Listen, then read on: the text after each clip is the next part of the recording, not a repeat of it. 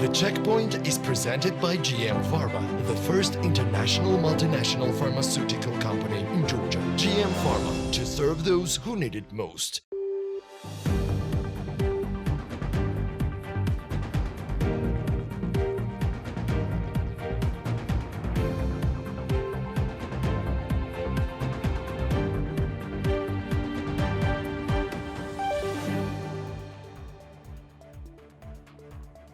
Romanian OMV Petrom obtained an oil extraction license on the Black Sea shelf of Georgia in 2021. The existing license agreement with the company covers the exploration of an area of 5,000 square kilometers. This year, the company plans to conduct relevant studies for the acquisition of 2D and 3D seismic data in this license area. In case of discovery of gas or oil deposits on the Black Sea shelf, the company will build test wells.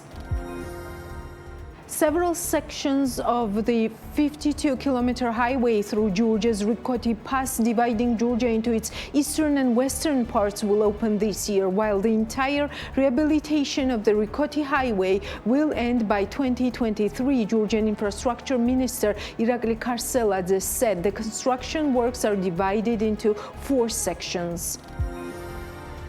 External merchandise trade, excluding non-declared trade, of Georgia amounted to USD 8 billion in January-June 2022, 35.2% higher year-on-year, show the preliminary data from the National Statistics Office of Georgia. As of the document, the value of export increased by 35.1%, reaching USD almost 2.5 billion, while the import increased by 35.3% and amounted to almost 6 billion USD. The trade deficit equaled around 3 billion USD, and its share in trade turnover constituted to almost 40%. The 12 points of the European Union are a big program, a great task, and equally a challenge to Georgian politics, says German ambassador to Georgia, Hubert Knirsch. I understand that this is difficult for some parties. Many parties do not have a tradition of working with each other, and this is what the European Union hopes to see in Georgia. Knirsch went on, hoping that many parties will find the courage and the strength to proceed to this kind of cooperation. And if you want to be a pro-European party, you should give consideration to these 12 points, Knirsch stated. And this is The Checkpoint. I'm Elena Gvanchilashvili, author and the host of the show and the executive editor of Forbes Georgia. The Checkpoint's team is ready to give you the most updated news and analysis in business and economics. The European Commission presented a report on the priorities in the enlargement package in 2023 to give the Georgian political system sufficient time to thoroughly work on the priorities for the European Union membership candidate status. Michael Rupp, a representative of the European Commission, said on Wednesday. Speaking at a session of the European Parliament, Rupp said that the Commission would draw up the report at the recommendation of the European Council. The Georgian public broadcaster cited the Commission official as saying the body has been glad with the European Council's decision on granting the European perspective to Georgia. Rupp also said the candidate status would be granted once a number of priorities are addressed by the country. The Commission has been very interested to see Georgia work hard, deep and thoroughly on the outlined priorities for the membership status, he said. The official also said that after a careful deliberation, it had been decided not to rush the Georgian political forces in their attempts to depolarize the country's political environment, a condition for the EU membership status, and to ensure thorough work on related reforms. This week, the Group of States Against Corruption of the Council of Europe published a new report evaluating progress in preventing corruption in respect to parliamentarians, judges and prosecutors. While GRECO noted some progress towards the implementation of its long-standing recommendations regarding judges and prosecutors, it regretted the lack of any tangible progress concerning members of parliament since the latest assessment in 2021. The report is the third one assessing Georgia's level of compliance compliance with the recommendations on the prevention of corruption in respect of members of parliament, judges and prosecutors provided to the country back in 2016. In its report, Greco concluded that Georgia had satisfactorily implemented 8 of the 16 recommendations. Out of the 8 outstanding recommendations, 6 recommendations have been partly implemented and 2 recommendations have not been implemented. The only recommendation which has been satisfactorily implemented since 2021 is the one on reviewing the disciplinary regime applicable to prosecutors. As 8 out of 16 recommendations are yet to be implemented, Greco has asked Georgian authorities to submit a report on their implementation by June 30, 2023. The delegation of the European Union to Georgia asked for Georgia's citizen questions about the European perspective. Georgian citizens were active to ask. Let us review the answers to the most asked questions by Ambassador Hartzell received before July the 1st. Let us start with the answer to BMG's question. What can the citizens of Georgia do to help ensure that the government addresses the 12 conditions set out in the opinion of the European Commission? Now, this is a very important question. A strong democracy needs active citizens. Ultimately, all political sides need to be reminded that they are responsible to the people. And in this case, as several opinion polls have shown, more than 80% of the population here supports Georgia's strategic pro-European choice. In the short term, all efforts need to be directed at successfully implementing the 12 priorities, which makes it relatively easy for anyone to measure progress and to judge whether political leaders are delivering. But to be a responsible and an effective citizen, you also need to be well informed.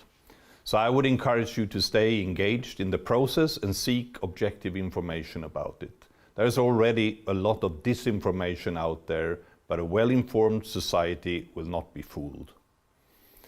Peaceful demonstrations, such as the one we have seen here in Tbilisi and elsewhere, where ordinary citizens express their expectations on the government and the political elite, is another important democratic instrument, reminding everyone what you expect from your politicians.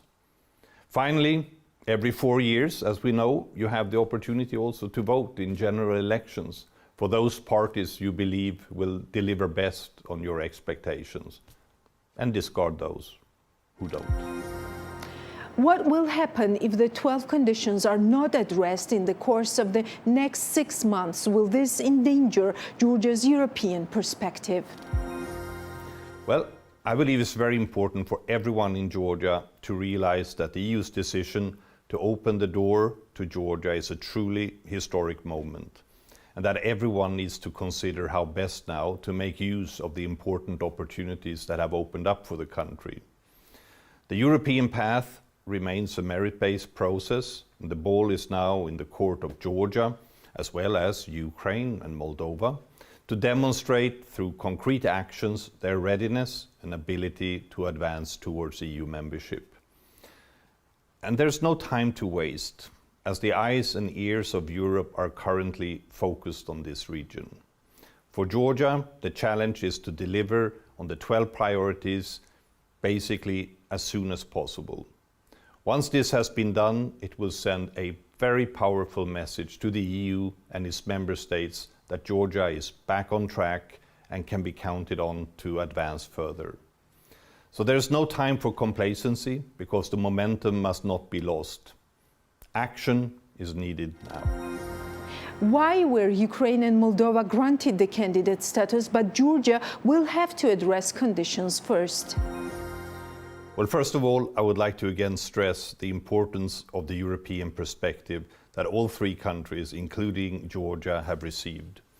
Through this decision, all 3 countries have moved into a whole new category, being welcomed and recognized as future potential members of the European Union. When I arrived in Georgia 4 years ago, I never imagined that this would actually happen on my watch. It is a truly historic decision. But at the same time, it is clear that the 3 opinions were different. Each of the 3 opinions were based on a thorough and factual assessment made by the European Commission. This exercise is based on the merits of each applicant country. And in the case of Georgia, it was assessed that more work needs to be done, in particular for Georgia to demonstrate its ability to forcefully and sustainably stand up for and defend the core values on which the European Union was founded. And these are fundamental freedoms, democracy, equality, the rule of law, and human rights. Following the EU's recent decision, Georgia's candidate status is now clearly within reach, but will only be achieved if the Georgian government will work together with the opposition across party lines and civil society to address the 12 key priorities. What does de-oligarchization mean in practical terms? Well, to say, the Commission opinion puts the focus on the systemic challenges with regard to this rather than on persons. The aim is to work towards the elimination of excessive influence of vested interest into economic, political and public life. And similar priorities were also made for Ukraine and Moldova, as this is a phenomenon that pertains to the whole region. To have a properly functioning democracy and market economy, you need to apply the same rules for everyone, safeguarded by strong institutions and able to act without undue political and economic interference within their respective mandates and on the basis of the law. That's basically the bottom line. Now, civil society put forward a couple of days ago their own plan, in which I noted that they were stressing that the successful implementation of the other 11 priorities in a way will go a long way to reduce oligarchic influence. And I think this notion is a good one, and I think because I find it truthful, and I think it's a good starting point for further discussions on this matter. What is your personal view of Georgia's potential for candidate status? Here I think Georgia has clearly demonstrated over recent years that it has the capacity to deliver what's necessary to advance on its European aspirations by successfully carrying out a number of reforms, concluding the association agreement, a deep and comprehensive free trade area, and a visa-free regime. Moreover, it has a strong civil service to build strong institutions upon. And all of this, in combination with the very strong and well-known wish of so many Georgians to see the future of their country in the European Union, makes up for, if correctly combined, key assets that I believe will make Georgia, as I've said previously, simply unstoppable. But there will be many bridges still to cross. First of all, to make sure that short-term political interests won't be allowed to win the day over Georgia's strategic national interests. Two more important questions and answers coming from Ambassador Hartzell personally for me was about the disinformation coming from anti-Western forces to link Georgia's EU candidate country status with the perspective of war in Georgia. The ambassador was asked to what extent was the refusal to grant Georgia candidate status at this stage connected to the fact that there are no military operations in our country. The ambassador answered the Commission assessed Georgia, Ukraine and Moldova on their own merits and based on set criteria. The presence of military operations is in no way such a criteria. The European Union has been Georgia's strong partner since the early days of independence. Over the past decades, we have invested great financial and human resources to help Georgia advance on its European path. And just recently, the European Union officially recognized Georgia's European perspective, which is a great achievement on which to build further. Ambassador Hartzell stated. In the same context, the ambassador was asked, is there any truth to claims that the West wants to see Georgia being dragged into the Russia-Ukraine war and that this has had an impact on the Commission's opinion?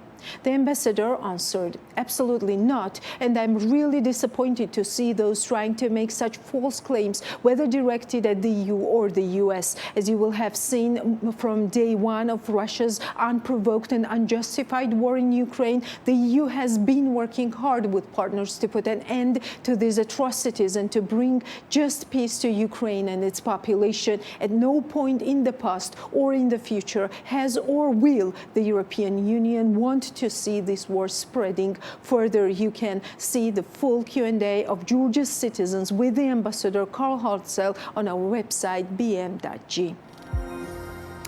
And now let us briefly review what the business week looks like. Our reporter Natia Taktakishvili pulled together this week's Business Wire for you. Georgian designer sneakers brand Krusty added the first Georgian digital sneakers to its Spring-Summer 2020 collection. Krusty is the first Georgian brand to join the world of evolutionary digital fashion.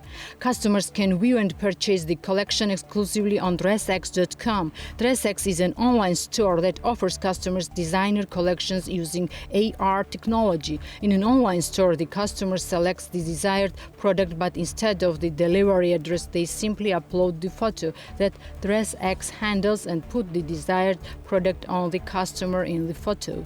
Creating a digital collection for Krusty is the first step in this direction.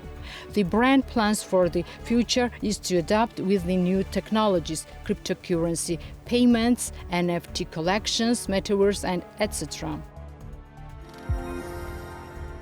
Quarry Hotel will open in Shalauri village of Tel Aviv municipality in September of this year. The hotel will combine a 3-story building, 20 feature-style rooms, a conference hall, a restaurant, a bar, a terrace, and outdoor pool. The complex will be located on 3 hectares, and in addition to the hotel, a vineyard will be grown on the area as well. The founder of the project, Georgi Kildiashvili, told BMG that internal renovation works were completed at the moment. As for the investment cost of the project, initially it was planned to invest 3 million GEL for the first stage. Kildiashvili notes, due to the increased price of building materials after the pandemic and the change in the project, about 6 million GEL will be invested at the first stage. We think we will open in September. The hotel will be targeted for high-income segment because everything is done according to European standards. We are included in EBRD program, and their requirement is that Quarry should be an European-level hotel. We expect that the hotel will have 80% occupancy, which will increase up to 100% during the season. Based on the concept, I think that hotel will be of interest to both international and local vacationers, he says. Hotel Le Méridien Batumi has an average occupancy rate of 98% during this summer season. Last year, this rate stood at 95%. Katia Absandze, head of marketing department of Le Méridien Batumi, told BMG. According to her, the sales rate has increased by 40-50% this year, and the major guests are from the USA, Israel, and Turkey. Locals make hotel reservations more in corporate direction. Mostly Georgians visited us during the pandemic last year, but this year we have mainly foreign visitors. In the current season, the flow of tourists in Ajara region has increased. This was caused by the easing of pandemic restrictions, and visitors are more boldly visiting the region for vacation. This year, the average price of a hotel room starts from $250 USD and varies in different segments compared to last year. We have a 10-15% increase in prices, said Absandze. Baby sling producing startup Bagana plans to make product export to the United Arab Emirates. As Tina Tingahokidze, the founder of Bagana, told BMG, the company will participate in Expo Dubai precisely for the purpose of export development. According to her, it's planned to enter all regions of Georgia by the end of the year.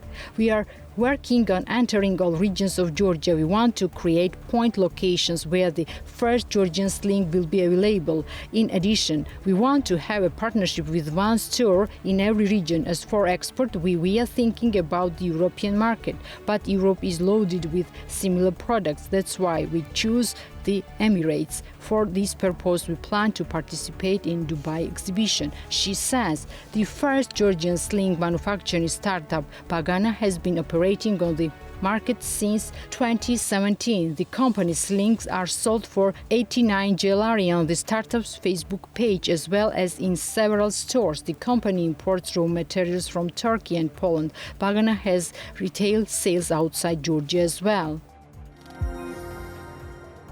The newly opened accommodation facility Chale Panorama Nikortsminda will receive its first guests on July 16 in Racha. A new family-type house near the village of Nikortsminda combines 3 bedrooms, a kitchen, a common space, a balcony, a well-furnished yard. Today, Chalet Panorama Nikortsminda is fully aimed at local tourists and offers its guests a cozy, comfortable vacational space. Speaking to BMG, the co-owner of the guest house, Tamar Gabidadze, says that she and her husband had the idea of opening a facility in Rachov for a long time, and when they saw this house at the end of last year, they decided to buy it and arrange it in an ethnographic style. Co-owner of Chalet Panorama Nikortsminda notes that investment of over 60,000-70,000 GLR is needed to build and furnish such a house, while the cost of 1 square meter of land in this area is about 65 USD. As for accommodation prices, the cost of booking a house for one night is 540 GLR. The new facility offers a 20% discount for those who want to stay for 3 or more nights and offers also housekeeper services if desired. We have equipped Chalet Panorama Nikortsminda with 5-star hotel quality inventory. Today we can receive 6-10 people at the same time, and we are mainly designed for 3 types of customers: friendly gatherings, small birthday parties, team building meetings, and family vacations. The co-owner of the new facility told BMG.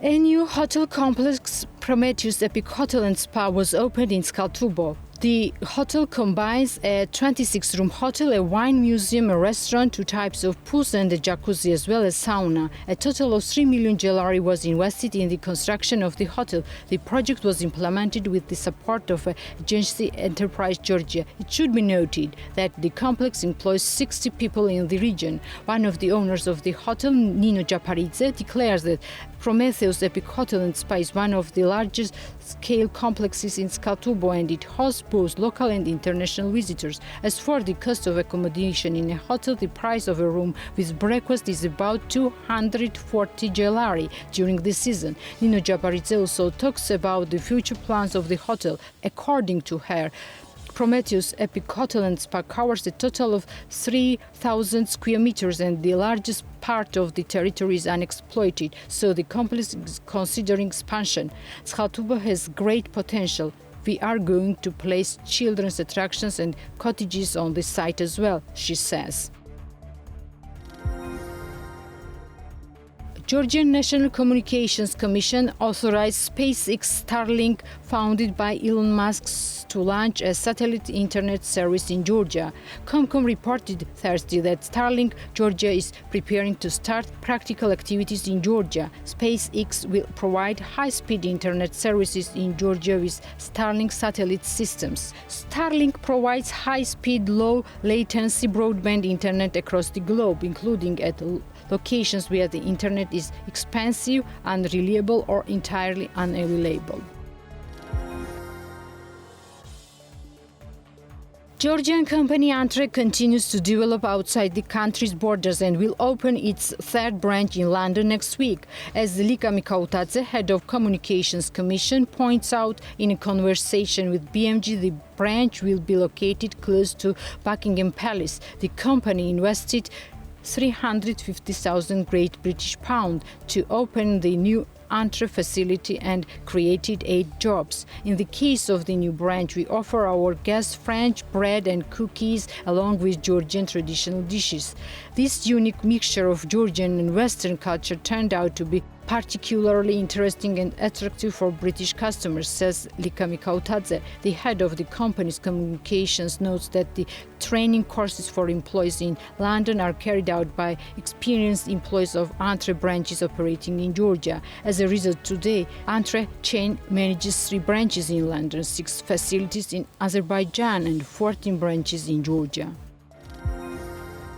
Black Sea Arena has published its 2021 financial report. According to the document, the loss of the state-owned concert hall in 2021 was 5 million JLR. The loss was mainly due to the fact that no concert was held in the concert hall in 2021. Despite this, the company employs 107 full-time employees to whom the company paid 2.4 million JLR in salaries last year. In 2021, the state subsidy given to the company increased to 4,035,000 JLR, which was 9% more than the previous year.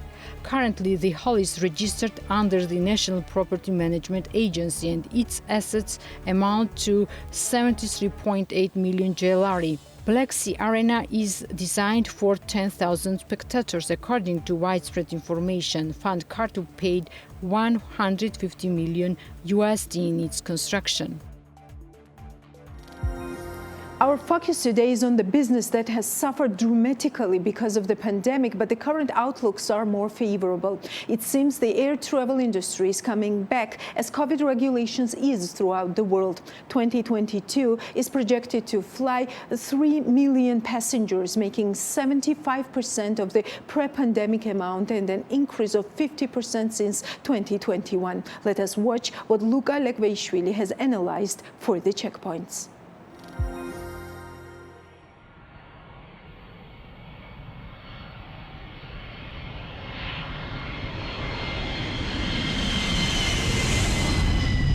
The air travel industry is coming back as COVID regulations ease throughout the world. People are eager to start traveling after several years of sitting at home. However, these people have found that plane tickets are more expensive than ever, along with continuous delays and flight cancellations. After suffering a loss of over $200 billion since the COVID pandemic started, the airline industry is finally starting to turn a profit. Passengers are returning to traveling both domestically and internationally. 2022 is projected to fly 3.4 billion passengers, making it 75% of the pre-pandemic or 2019 amount and an increase of 50% since 2021. In the first half of 2022, Georgia served 1.7 million passengers, which is 69% of 2019 and 180% increase compared to 2021 statistics. However, flying is as expensive as it has ever been. Published airline ticket prices are up over 50% compared to last year and up 40% since the beginning of the year. According to a study done by Mastercard Economics Institute, in the US, the cost of flying from Singapore was on average 27% higher in April than in 2019, while flights from Australia were 20% more. The Consumer Price Index for US airline fares is at its highest point ever at 336 in May. This is a 25% increase from May of 2019 and a 38% increase from last year. This was also the largest jump since the Federal Reserve of St. Louis began tracking the index in 1989.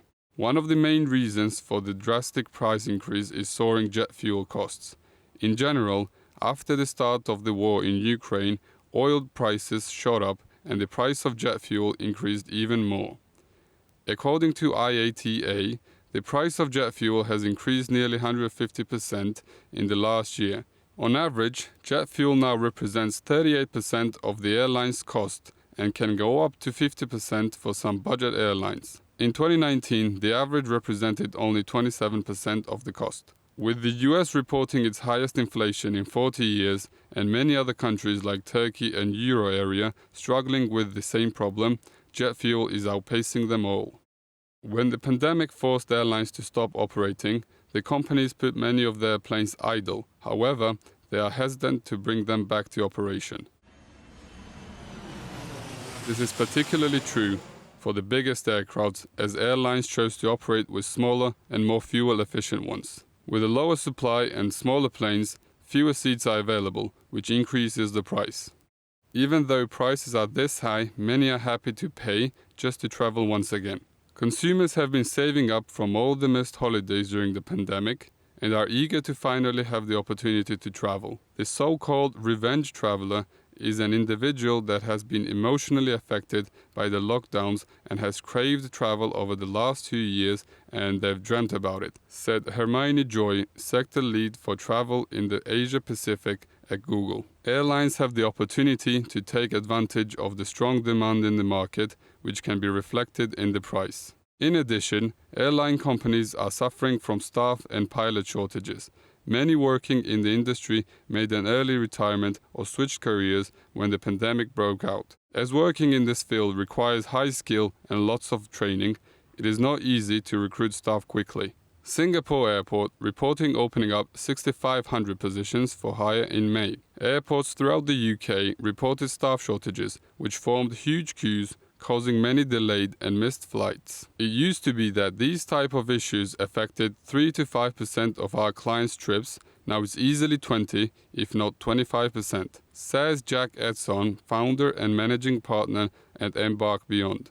Many airlines chose to reduce their flights to give themselves more room in the schedule. This decision will result in fewer unexpected flight cancellations, but on the other hand, fewer flights mean higher prices.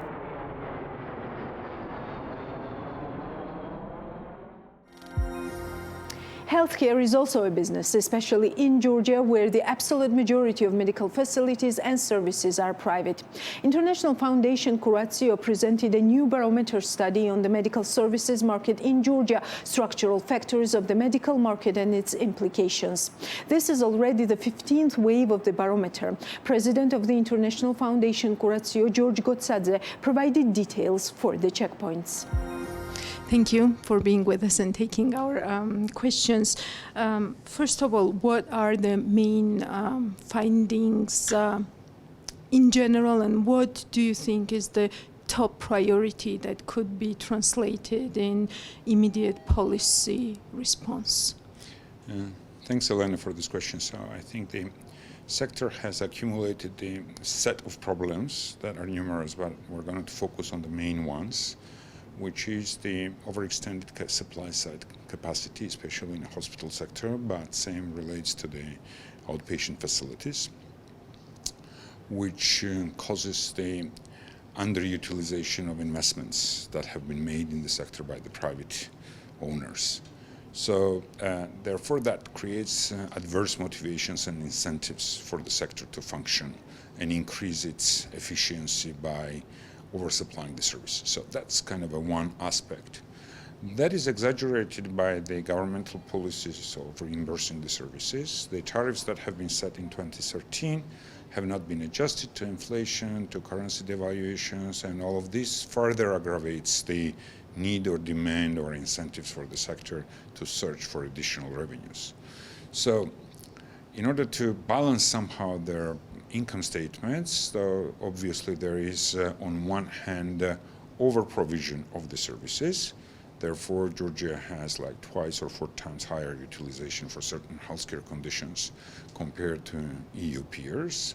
And on the other hand, there is a shifting of the financial burden on the patients, which then causes the catastrophic expenditure and impoverishment of close to 70% of the Georgian population. So these all issues are closely interrelated. So the solutions to the problem could be, on one hand, to select the best care providers, and in that target the flow of the patients and increase the efficiency of the capital utilization, i.e. like utilization of hospitals, that could go up from 49% higher to 70 and 80% where possible.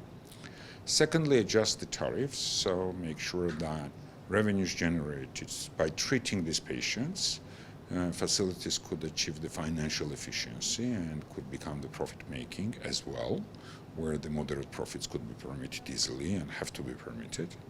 And thirdly, like by granting the access to the services which are well funded by the government, provided by well-utilized facilities, the population could benefit by reducing the financial burden that they might be exposed to, and in that, like their financial access to services would be improved. The great thing with this Curatio International's barometer is that it creates very good and hands-on institutional memory of all these challenges that we are looking at. Are there some new challenges that you have found, or is it just a lack of political will and neglecting these challenges for years that are causing problems now? Yeah, so definitely we have kind of institutionalized this memory documentation over the course of years.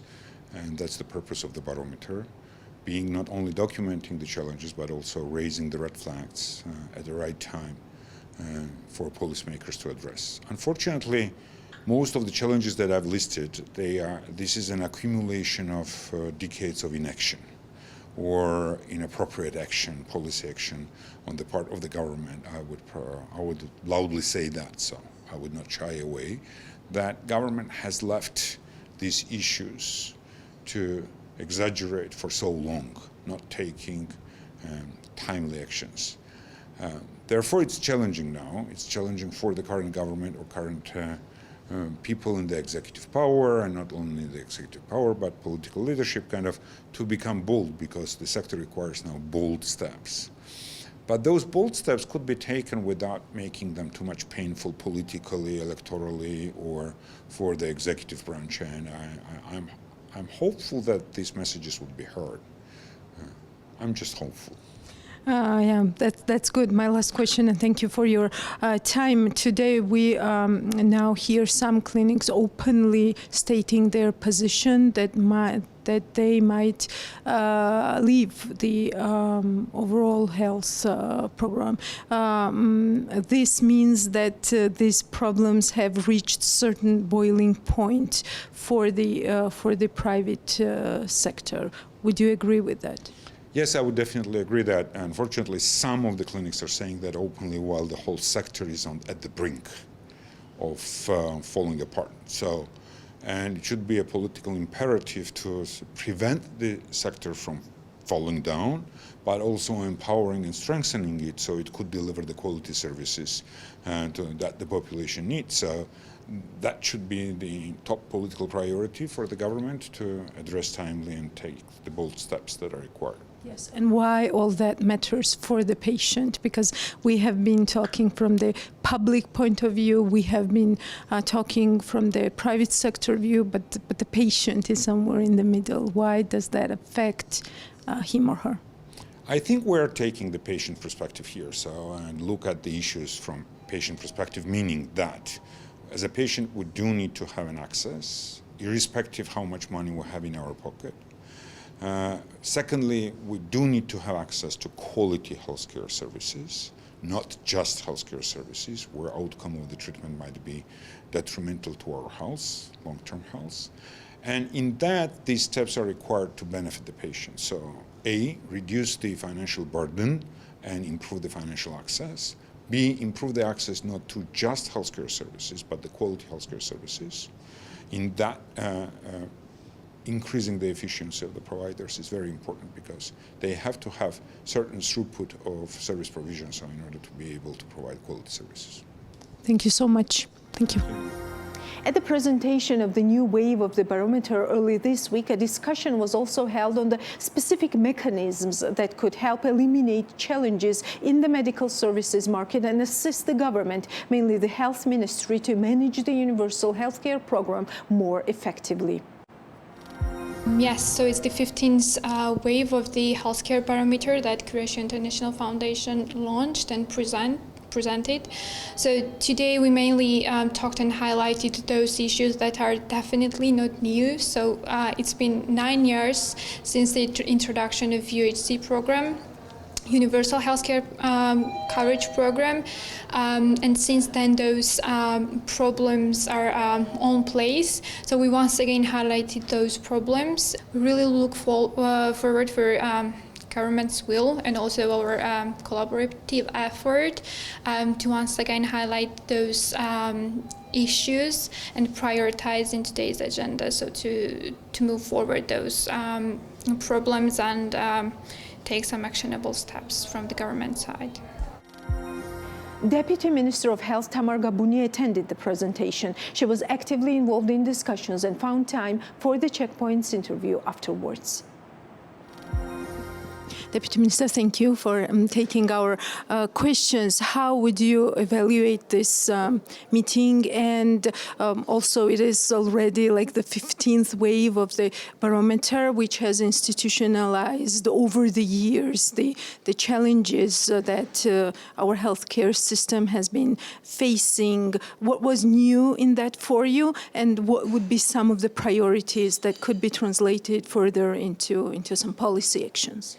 Thank you for the question. The Ministry has been actively following all the waves that has been conducted by the International Foundation Q-Ratio within this Health Sector Barometer project. So findings of today's presentation were very much in line with the Ministry's priorities. So the key issues identified by the research group were related to the weaknesses of the primary health care, and this is one of the priorities outlined in the National Health Strategy. And we do intend to invest more in strengthening of primary health care to make sure that citizens of Georgia can attend primary care facilities when they experience health problems.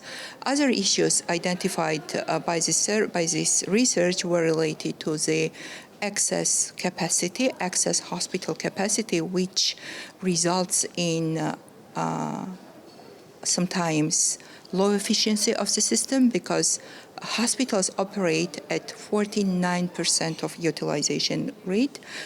That's much lower than we would desire for efficient health system. Other findings were related to the need to strengthen human resources for health, because it's well known that Georgia has a high number of physicians as compared to nurses. Now we are very much keen to balance this ratio to make sure that we have more well-trained and motivated nurses. And again, these directions are articulated in the National Health Strategy.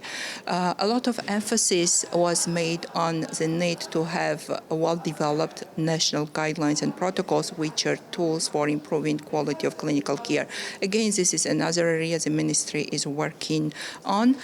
I would say that at this stage, a lot of emphasis was made on health financing, like payment mechanisms for hospitals within the Universal Healthcare Program. Of course, our government committed to achieve universal health targets by 2030. The program was started in 2013, and these days we've been working with all providers to make sure that tariffs are in line with their expenses. However, there are still concerns in relation to that, and the Ministry is now redesigning the payment system into one DRG-based system, which hopefully will become operational by the end of this year, early 2023. We've been working very actively with our partners from the World Health Organization as well as World Bank to design the model, DRG model, and have it fully operational within the next few months. Yes, Forbes Health has been covering these issues very closely. My last question, and thank you for your time. The large private sector, how does the government look at this structural factor in universal healthcare as well? Is it a bottleneck, or is it an opportunity to cost share these the costs that might be tough, especially in this period, for the government to bear? Georgian healthcare sector is very much driven by private providers. So we have 85% of health facilities privately owned, and 15% of health facilities are owned by the state. We have a very good partnership established with private facilities, and this partnership worked extremely well throughout COVID pandemic, when private providers provided substantial support and high level of services for patients with COVID.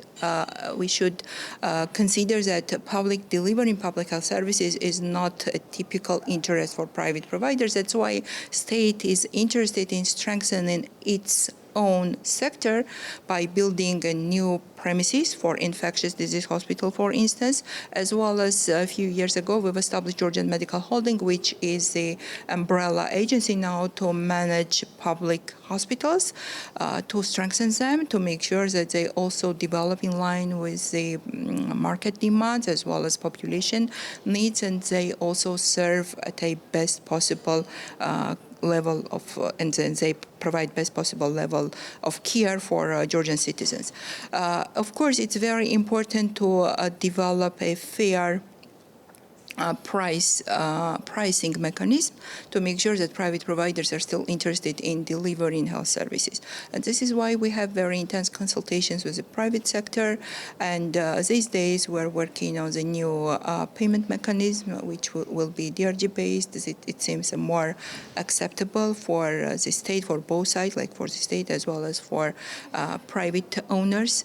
But for the future, we do understand the country needs to develop a sustainable system for price setting, negotiating with private providers. So at this point, we're thinking to establish a system which would be more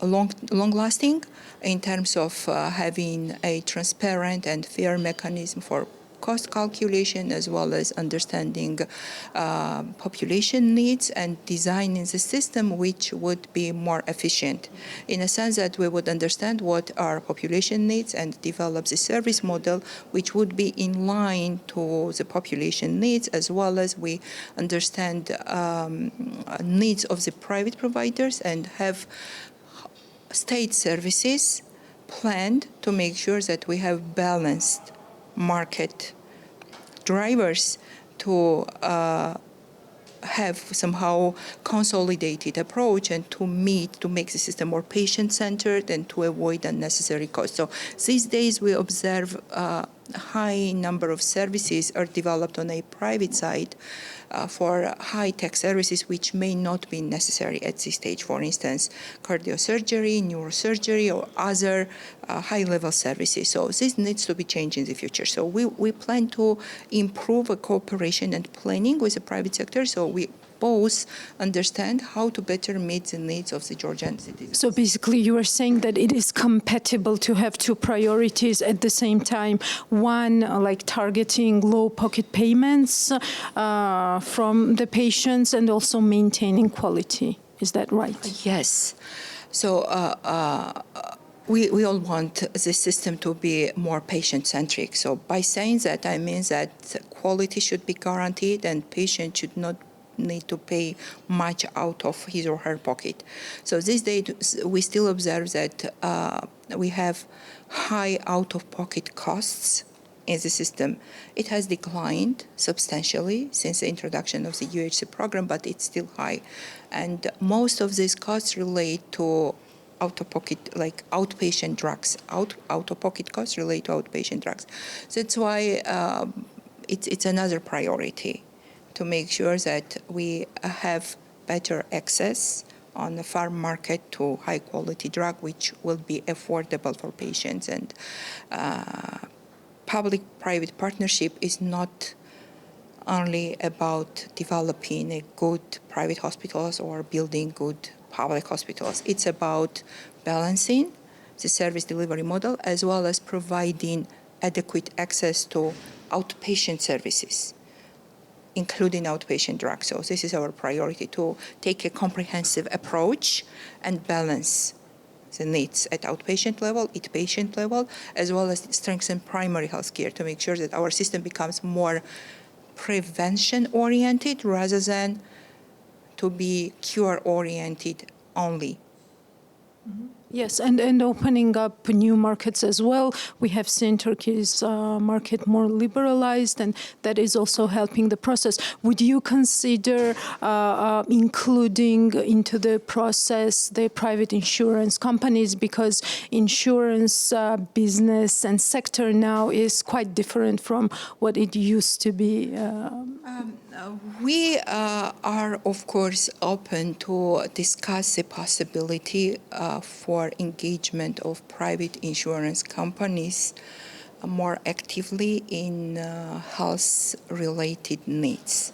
This is another big area, and we need more consultations, and we really need to open up the dialogue with all parties to explore what the possibilities can be. Thank you so much. Thank you. This is all for today. We will meet next Sunday, but before that, follow us on Forbes.g and BM.g for the most updated and relevant news and analysis on business and economics. Till next Sunday.